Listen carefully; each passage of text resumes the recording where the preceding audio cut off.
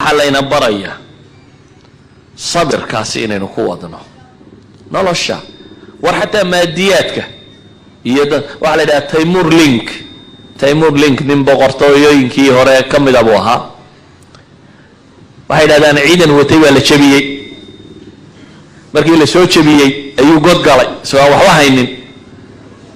isagoo iska quuso godka ku jira baa la yiri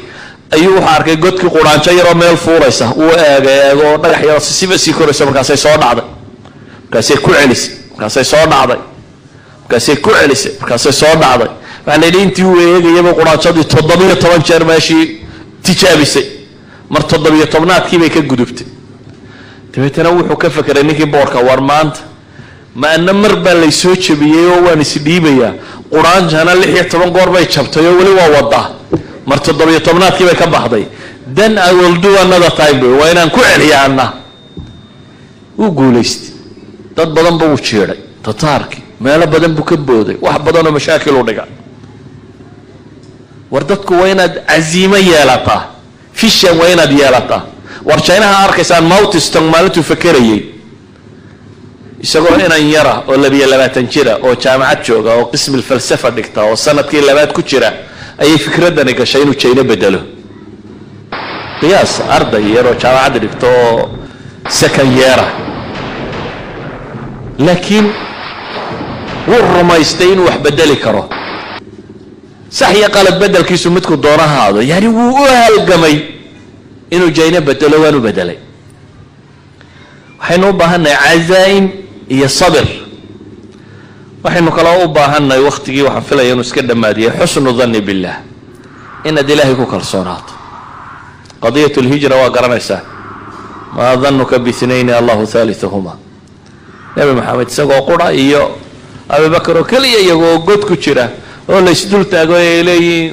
Abu Bakr la Ilaahi rasuulkiisa waa la arkaya ayuu nabigu wuxuu ku yiri ma dhannuka bi ithnayn Allahu thalithuhuma أبي بكر ومحمد مالين سلبا إلهي يصدح كويه سبحانه وتعالى يعني اللبا الله لما أنا معيد يسيلك ارتوى قولي سنيا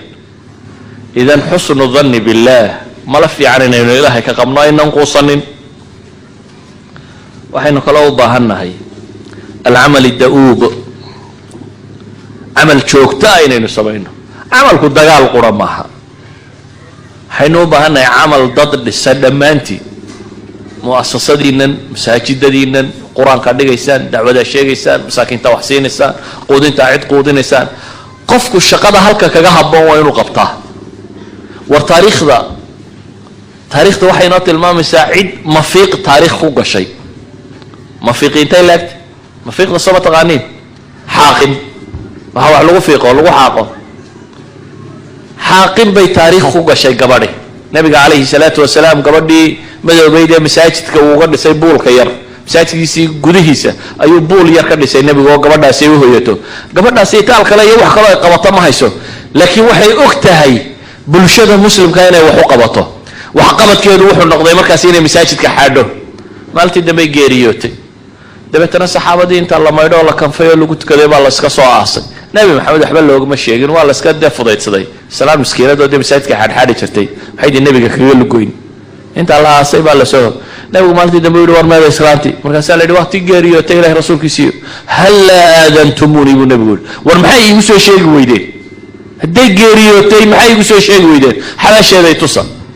xalaasheedii intuu tagay nabigu ku soo tukaday la tusay taariikhda haweentani waxay ku gashay mafiiq waxa laga baahan inaad shaqo qabato qof muslima baa tahay inaad wax qabatid